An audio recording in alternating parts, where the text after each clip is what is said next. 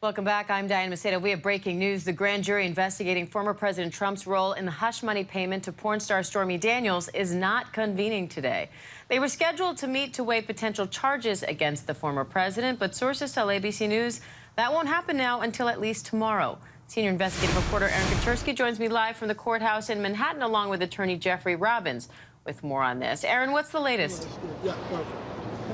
The grand jury is not meeting today. We don't know whether it was a pre-scheduled thing or whether they were called off because maybe a witness wasn't available. There's no telling why.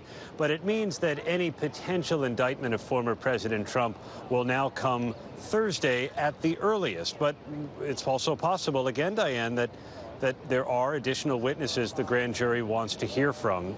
Remember, it was former President Trump himself on social media on Saturday morning who sort of got everybody excited about his impending arrest that he said would come Tuesday.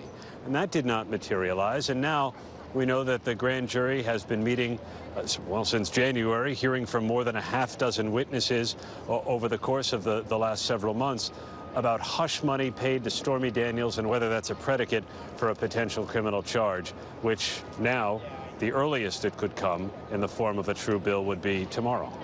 Jeff, how unusual is it for a grand jury to cancel a meeting like this? Is there anything to read into this?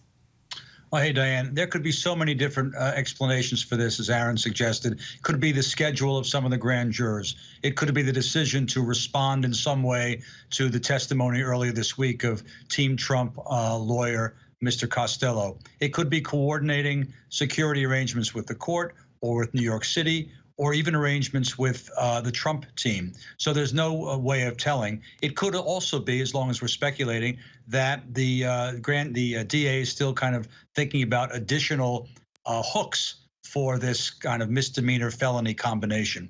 We simply don't know, but it looks as though they're moving forward in any event. Now, Aaron, Trump predicted, as you mentioned, that he would be arrested yesterday. He said it was going to happen, and he called on his supporters to protest when it did. Of course, that didn't happen. But what's the scene like there now? Well, there is some extra metal barricades that are up. I think that's to account for all the members of the press that have descended on the courthouse here in Lower Manhattan. There's no sign of any protest. There's the odd sign holder that walks up and down the block, but there's no real scene here.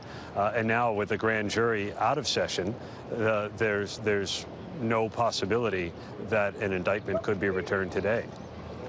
Jeff, the next time the grand jury could convene would be as early as tomorrow. What are you watching for?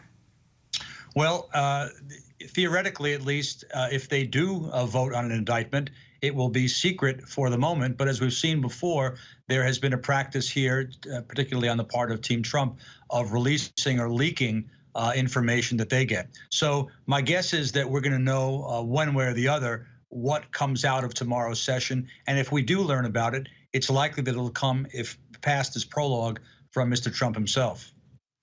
Aaron, this is just one of several investigations into former President Trump. If he is indicted in this case, could that affect the other cases at all? Not really. They're all running separately, and the prosecutors that we know of are not talking with one another. The prosecutor in Fulton County in Georgia over election result tinkering, the special counsel investigating both January 6th and the handling by Trump of classified materials. Those are all running on separate tracks. Of course, if he is ultimately charged in all of these investigations, there may be some competition for jurisdiction and his time. But other than that, these are all running separately, and that we know of, there is no coordination among the prosecutors.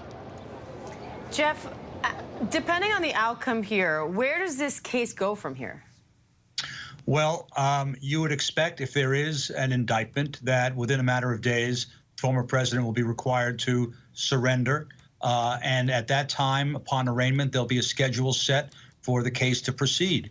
And there'll be discussions between counsel for Team Trump and the DA's office about the kind of schedule for moving forward, including a motion practice. That is to say, there'll be motions no doubt filed by Team Trump to try to dismiss the charges. There'll be a schedule set by the court for the resolution of this particular case.